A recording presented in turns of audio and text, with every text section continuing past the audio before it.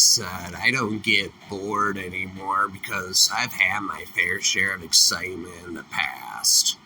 Albany, for the most part, is more dangerous than New York City. Unless you're like in Harlem or the Bronx. I remember I stayed clear of the Bronx now. Last time I was out there, I was like walking places, walking around at like 3 a.m. in the morning. I was tripping and like really fucked up. Then all of a sudden I felt something pressed up against my back.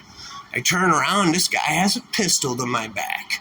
He goes, "Give me all your shit or I'm gonna blow your fucking brains out." And he raises the gun to the back of my head. And yeah, I give him all my shit and he runs off. But yes, that's why I don't go to the Bronx anymore. And in Albany, I've had all kinds of fucked up shit happen to me. Been in all kinds of different fucked up situations. That's why I really don't leave my house much anymore when I'm home. I just don't like being around people. I've been through a lot of shit.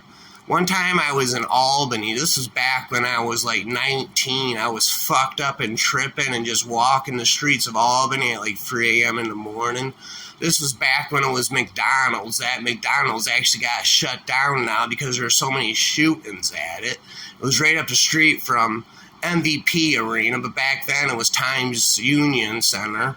And I was like right up the street just freaking walking around tripping and fucked up. Then all of a sudden somebody comes out of nowhere and starts beating the fuck out of me with a board. For real, somebody just came out of nowhere and whacked me in the head of the board and just started beating the fuck out of me, saying, "What are you doing to my spa? What are you doing to my spa?" And they just beat me freaking for like 5 minutes. Within an inch of my life, I was a bloody mess with a fucking board. And they just freaking ran off. And like 5 minutes later, freaking he kept beating me with the board.